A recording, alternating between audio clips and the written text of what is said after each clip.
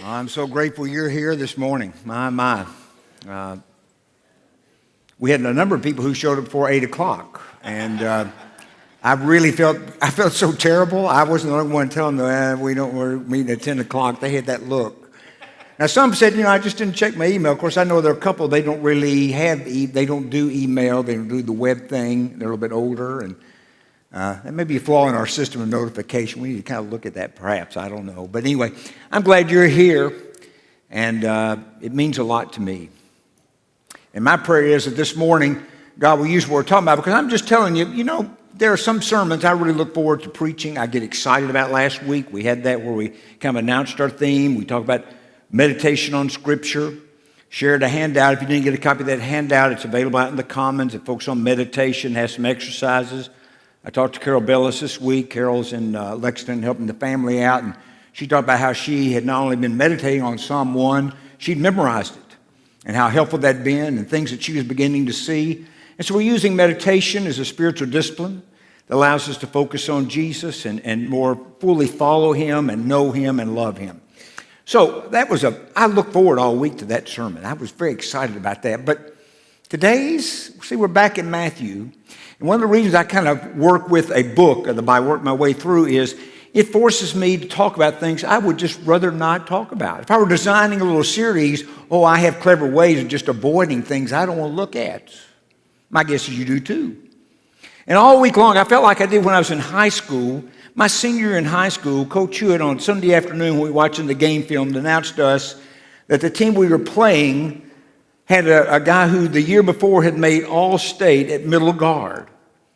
Now, the reason that was really upsetting to me was I played center, and the goal of the middle guard is to destroy the center.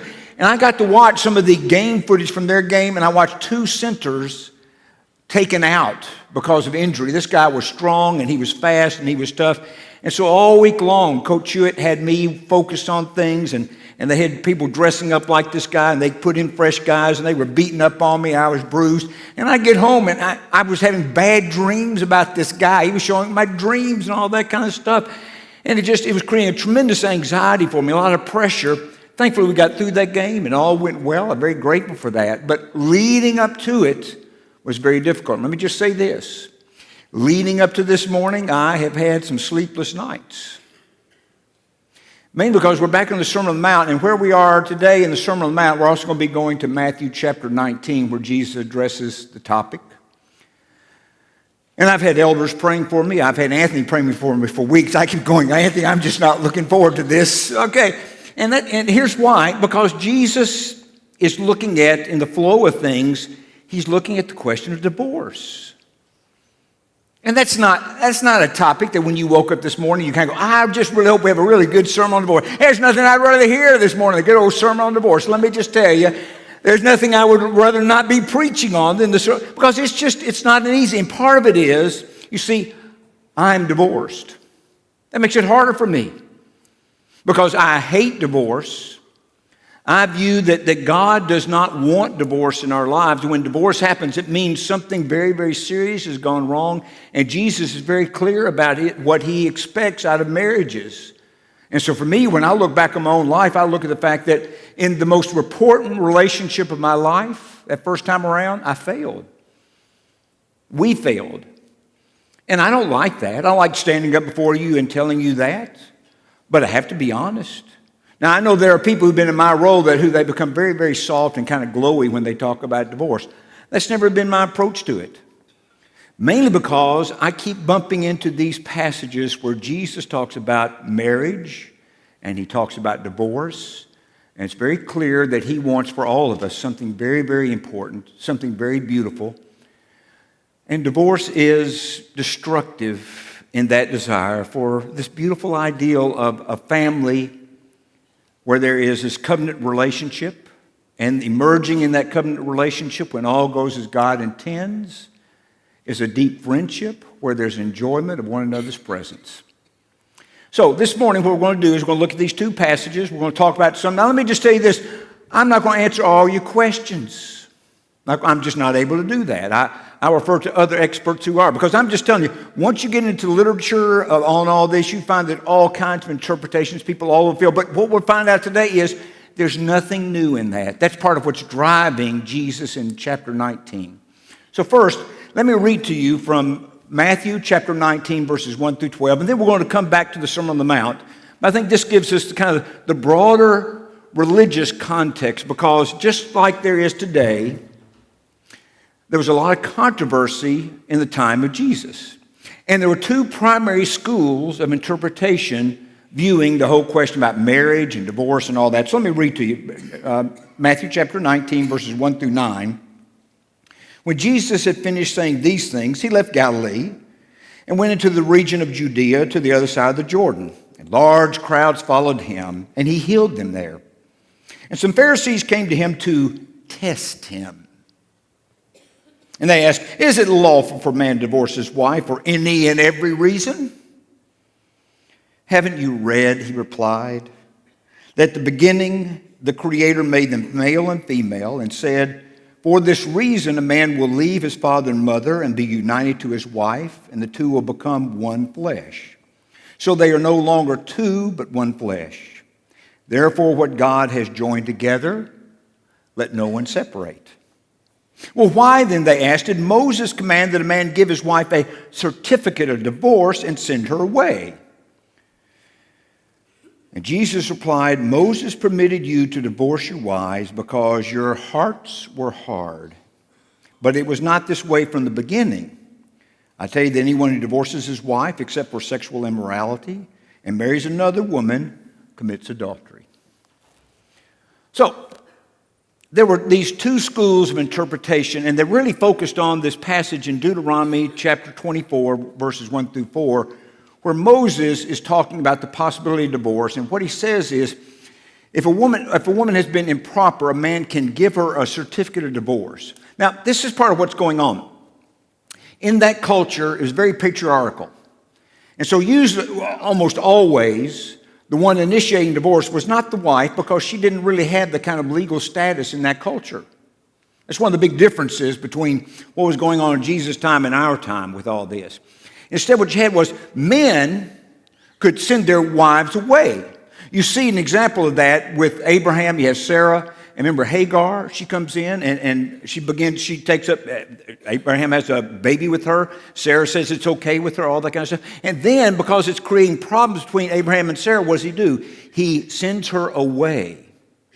Now, in that culture, because women didn't have much legal standing, if a man sent her away without a certificate of divorce, it meant that she could be in all kinds of trouble and problems. And so that certificate was legal proof that she was no longer married and bound to a man. It's kind of what's going on, it's what's going on with Joseph in Matthew when he discovers that Mary is pregnant and he's not had sexual relations. I mean, they are betrothed, but that betrothal in that culture is far more profound and deeper than what we talk about when we talk about an engagement.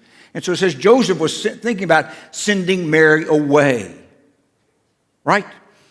So that's what's going on. And here are the two schools. There was one school, and it was kind of the more open, kind of what we might call the soft view of the reasons men could send their women away. And basically, they had this view, that impropriety on a woman's part could be just about anything. You burned my toast. You had your hair down in public while you were talking about my parents when I was with you. That really embarrassed me. You're not a very good cook. I found somebody who's more attractive than you are. And so there were, in that culture, and you notice in today, there are a lot of reasons people get divorces, right?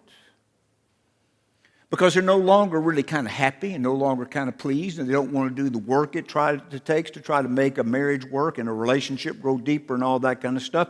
And so they kind of go, I'm not happy with you, and that becomes grounds for divorce. And that view was going on, and there were a lot of the Pharisees who were part of that. And they are now coming to Jesus going, now what's your view on it? Because they knew this, a couple of things. Number one, they knew that view, and they also knew there was that more conservative view that no one really ever likes. It's far more restrictive. That notion of impropriety on the part of a woman had to do with she has been involved with someone else sexually. And she has broken the covenant. And therefore, and only in that situation, can a certificate of divorce be given. That was the more conservative interpretation, right? And the Pharisees are coming to Jesus because they're going to try to test him. You see, marriage today and marriage back then among the religious people was a topic of important concern. Remember, a little bit later in Matthew, I think it's chapter 22, the Sadducees come to Jesus with marriage questions and try and get together with the whole notion of resurrection and all that kind of stuff. And very often, these Pharisees are coming to test him. Now remember, part of what you have to keep in your head is, do you remember that guy named John the Baptist? What happened when he critiqued King Herod about his marriage, being married to his brother's wife? How did that go for John the Baptist? Well, he first of all is put into prison, and then as 3 or 4 of you are noting, so the Pharisees, this is a volatile question. It's volatile on 2 levels. First of all, it's volatile because it's very complicated. And secondly, it's volatile because people could die.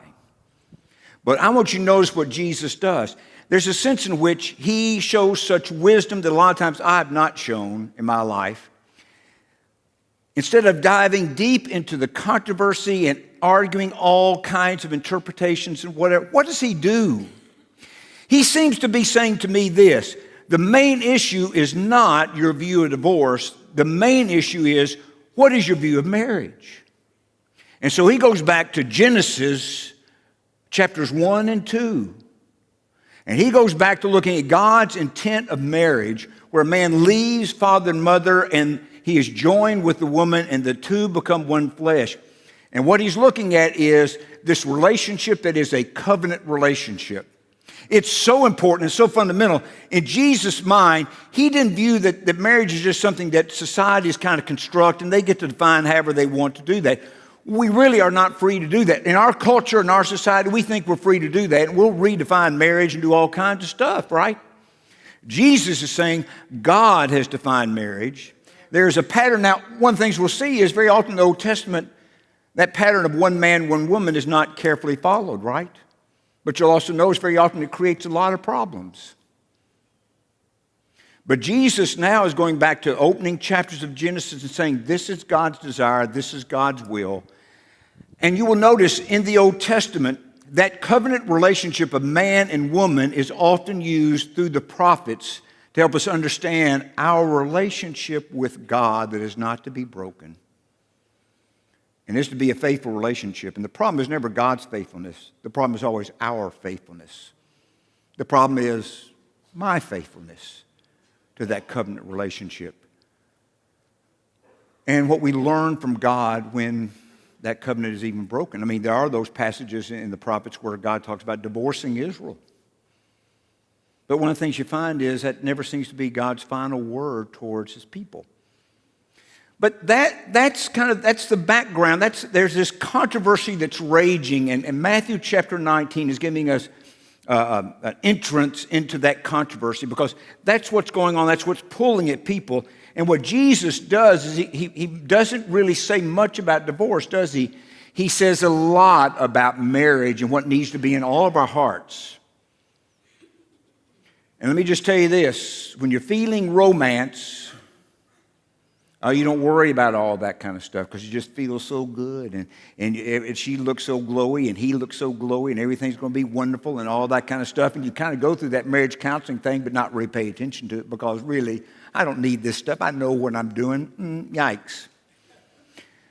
And one of the problems is when that view is leading us into marriage and that feeling, that experience of romance no longer sustaining, it creates a lot of problems, right? And one of the interesting things I find is that just like people, but when they're in the feeling of romance and getting into marriage, there are a lot of people who have a strong feeling about divorce and it leads them out of marriage because they go, oh, I'd just be so happy if I didn't have this. You see, that's what romance says. I'd be so happy if I had this person. Divorce says, I'd be so happy if I didn't have this person. It's the same person. At one point, you felt really good about that person. And now you're feeling really bad about that person. And very often, both of those strong feelings are not allowing you to be as thoughtful about what really is going on. Now, we come to the Sermon on the Mount. And just like we need to set this in Matthew 19, what Jesus is saying there in the Sermon on the Mount, that there's a larger religious context and there's debate. And one of the things that was happening then and still happens today is we try to figure out all the possibilities with divorce, and I'm just telling you, you can drive yourself crazy if that's your focus. That's why I say the main focus in our thinking about this topic has got to be not so much divorce, it's got to be what Jesus says about God's design for marriage. But now what I want you to do is, I want us to go turn over to Matthew chapter 5, but this is my warning. It is a warning against what I call textual isolationism. That sounds very impressive, doesn't it? Well, what that means is you just take one little text and you kind of pull it out and then you try to argue all kinds of things about it. And these two verses, if you pull them out of what Jesus is doing on the Sermon on the Mount, I think you're going to create even more problems. It's problematic enough, it's difficult enough, it's tough enough, but I'm telling you, you can make it even worse. And actually, if you put this text in relationship to the things before it and after it, it yields so much insight that can make a difference. So let me read the two verses, and then I'll talk to you a little bit about the larger context. It has been said, anyone who divorces his wife must give her a certificate of divorce. It has echoes of what we saw in Matthew 19. But I tell you that anyone who divorces his wife, except for sexual immorality, makes her the victim of adultery, and anyone who marries a divorced woman commits adultery. Now, why do I say we need to relate that text? Because you can listen to that text, and by itself you kind of go, well, I can understand those words. I don't like what they say, maybe. Maybe you do. I don't know. But if you isolate them, what you forget is just before that, what was Jesus talking about? Just before he talks about divorce and talks about adultery, what was he talking about? He was talking about adultery, right? And he was saying, well, you've heard it was said that a man should not commit adultery, right? But then what does he do? But I tell you, same kind of pattern of reasoning, that the man who lusts after a woman in his heart has committed adultery. You see, he started talking about something, and he's continuing talking about this problem of there are forms of breaking covenant that very often we're not really paying close attention to. And look at this. Jesus is doing something else. He's not just talking in this whole section of the Sermon on the Mount about adultery. He's talking about a righteousness that is deeper than that of the Pharisees and the specialists in law, the experts in law who know how to argue everything. He's talking about the righteousness of the kingdom of God, the kingdom of heaven, what that looks like. He's calling us not to be like everyone in the world around us. He's calling us to something higher. He has an image in his head. That's why that sermon opens up with blessed, those who are blessed. And he speaks such blessing to us. And then he draws us in that if you think that the blessing comes by abolishing the law, you don't get it. But if you think that the blessing comes by a legalistic keeping the law, you don't get it. The blessing comes when your heart begins to be transformed because you're following Jesus and you're allowing your thoughts and your emotions and your life to be reshaped and reformed by him. And that's so important. And see, one of the things that sometimes I think we miss, if we take those two verses out of context, this is what we miss. In a lot of marriages that are on their way to death, and most likely divorce. And now, not all marriages that are dead get divorced. Did you know that? There are a lot of people in their marriage, basically they're dragging around the corpse of the marriage. They have this way of looking in public like something, but what it's like inside the house is not a very good thing. It's an ugly thing. It's not what Jesus is saying about the purpose of marriage, but they're keeping the law because, well, I'm not getting a divorce. Well, just think about what Jesus said. When he's looking at murder, what does he say? Oh, well, you may think you've not committed murder, but what are you doing? You're hating in your heart. And in a dead marriage, very often what's going on, there's a lot of hating in the heart. And Jesus talks about not committing adultery, but he says, oh, you think this because you've never been sexually involved with another person, you've not committed adultery. And then Jesus goes, but I want to talk to you about what's going on in your heart and that lustful eye and what that's doing to you. And let me just say this, in a lot of dead marriages, there are people whose lives become full of lust because they are always looking at someone else. And the desire for that other person is constantly there. They're longing for that. And very often, there are those of you who understand something about addiction, very often that leads to the use of pornography and other kinds of things that create all kinds of problems. But, and I've seen it happen, where the person is engaged with all that, but they never get a divorce because, well, if I got a divorce, people at church would think ill of me. And look at what comes right after this. It's that whole notion about keeping promises and being a person of your word. And how many dead marriages are there where people are not keeping promises and there's no honesty? And then the next section where it talks about not seeking retaliation. In the dead marriage, let me tell you what happens in a dead marriage. You did this, I'll show you. And there's this constant retaliation and getting even and remembering and not forgiving and keeping score. And in that last section, what do you have? You have Jesus talking about the way to treat your enemy. And a lot of times in a dead marriage, let me just tell you this. You look at your spouse as what? Your enemy. Now, I'm not minimizing what Jesus is saying about divorce here. I want to be clear. I know what Jesus says about marriage, and that's what I take my stand on. I think it's so important, and I think anytime a marriage fails, it is sin, and it's a problem, and it needs to be dealt with by the grace of God. But I want to say this, and I know this from experience. You can be in the middle of a bad marriage and not getting divorced and be telling yourself, well, you're really doing pretty good, and the dynamics are getting worse and worse and worse, and it's affecting the children, it's doing psychological damage. And it's amazing to me what I was capable of in my former marriage because I was becoming more and more bitter. But I was still going to church. And I had all kinds of rationalizations going on in my head. I'm just telling you. I know how it works. And this is one of the things, when I look at these passages with Jesus, especially looking at the Sermon on the Mount, what he's calling the man and the woman in this covenant relationship to do is both of them to be following Jesus and not just be saying that and not just be going to church about that, but instead going, what does that mean as husband and wife with each other? How are we going to practice this? Do I have a problem with anger? I better deal with it. Do I have a problem with lust? I better deal with it. Have I not been keeping my word with you? I need to deal with that. Am I really being the promise keeper? There's a lot of ways to break the promise. That kind of raging anger can break the promise because you say you're going to love somebody better or worse, and sometimes you're the one who's making it worse because your anger is so out of control. How am I really treating my spouse? Am I showing her the kindness that Jesus expects me to show even my enemy? Now, I want to be clear. I don't want you to leave today going, well, Russ says divorce is okay. I'm not saying, no. Look. My view has always been this.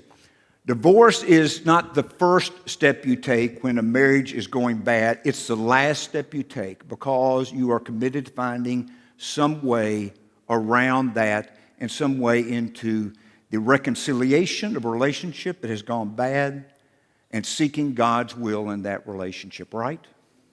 And sometimes you need help with that. And see, this is what, when somebody sits down with me, and I've had it happen a number of times, and talk to me about getting divorced, I go, wait a minute, whoa. We're scooting way ahead. We got to talk first of all, and I'll argue this, the primary reason not to get divorced is because of what Jesus says about marriage, and he does not want divorce. And if I'm thinking about divorce, the question becomes, have I done everything I possibly could to try to somehow deal with this problem that's driving us further and further apart?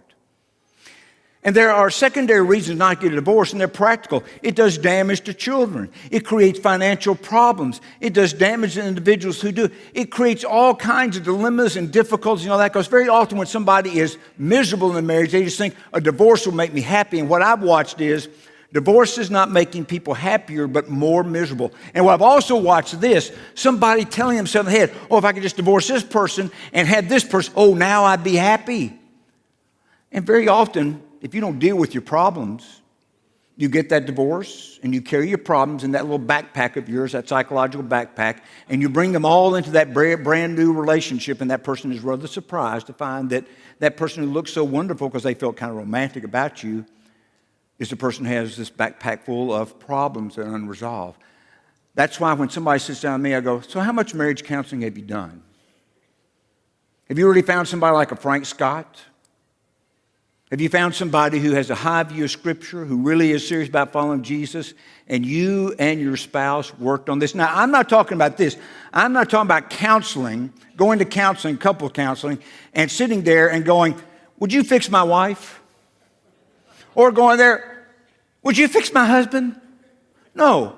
I'm talking about when there's a problem in a marriage, both people are contributing. One may be contributing more than the other, but after a while, both are contributing, whether they recognize it or not.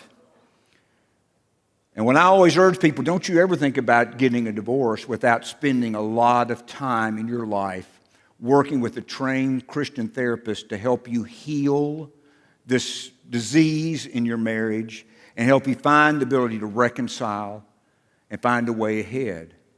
That I know, there's no doubt in my mind, God loves that. God wants that. We need and we have examples of that. Even in this church, we have beautiful examples of that. But I know this, sometimes even with that, sometimes you do go, and sometimes that other person is not willing to do their work. They're kind of going to go through the motions, but that's not what they're out of it. They have already made their decision, and there's no way, you can't find the way to reconcile. And then you're stuck with what we might call the necessary evil, and that is, I don't think I have another choice. Now, some people may argue that you do. I got that. But one of the things given Matthew chapter 5, remember that when there's anger, and Jesus talks about going to court and trying to reconcile things? Well, I think a lot of people, when they do make that decision about divorce, what they ought to be doing is going, we've got to find a Christian mediator who can help us negotiate with civility and not going to make things worse and help us not to do damage to our children. And how are we going to do this? It's really, really important. And that sounds it's an oxymoron.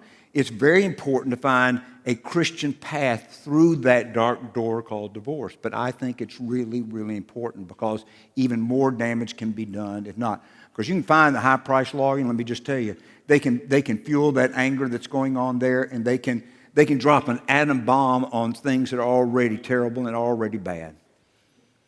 I know we're about out of time. I got more things to say. I'm kind of glad that we're out of time because every time I say something, I kind of go, well, that's going to be some other phone call. But let me just say this. And this is why I say this. I remember 3 years ago when Madison took the risk of hiring someone like me.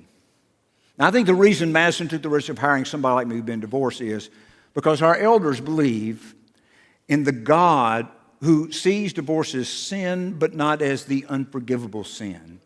The God of hopeful grace that says there can be healing. The God who saw Abraham and that relationship with Hagar and all that kind of stuff, but still maintains his relationship with Abraham as the one of the promise. The God who knew David when he lusted, became adulterous with Bathsheba, had a man killed, brought that woman home, and was deceiving people, not keeping his word, and yet there's forgiveness there, but consequences, bad consequences. In John chapter 4, there is Jesus and the woman at the well. How successful is she in her marriages? A number of marriages. She's been divorced. She's been given that certificate of divorce a number of times. And now she's living with someone who's not her husband. Does Jesus walk away from her and go, well, can't forgive that. That's a scarlet D on your chest there. No. What he does do is he talks to her about the Spirit of God. He talks about the hope. He talks about the renewing possibilities of God's grace in her life. And do you notice in John 4 what happens? That woman, Samaritan woman, she becomes an evangelist. She goes home to her village, and what does she say? He told me everything I ever did. He's not minimizing what she's done. He's not acting like it doesn't matter. Instead, she goes, he's told me everything. Maybe this truly is a Messiah. And those people come to believe because she, with all of her sinfulness, has the authority to speak about the one who forgives sin. The one who says there is hope, even in your failure, even in your falling short, there is hope. And you don't have to go around burdened with shame the rest of your life if you turn to Jesus Christ and say, I want to follow you. I can't change what happened back there, but I can, in moving ahead, try to be taught by you and have my heart changed by you, and I am with you on the way. I want to follow you. I want to love you. And I'm grateful that when I talked honestly with our elders about stuff, they didn't go, well, that's fine, it doesn't matter. No, that's not the way, that's not the perspective they took, but they took this perspective. God is a gracious God. God is capable of healing and forgiving and creating new possibilities. If God is not that, then all we have is a dry legalism that will destroy every one of us. But if we are on the way with Jesus Christ, then even in our darkest moments, there's light. The light that gives light to everyone was in the world. And there were those who did not receive him, but to those who did receive him, he gave the right to be called what? The children of God. This morning, I just want to say this as we close. Jesus Christ is the one who asks so much of you, but he's also the one who knows you fail. You sin. Sometimes you're choosing not to be with him. But he's also the one who says, continue to follow me. Continue to work with me. I'm not giving up on you. Don't give up on yourself. And we shall see together what the Father can do because he is a Father full of gracious love. Let's stand together and sing.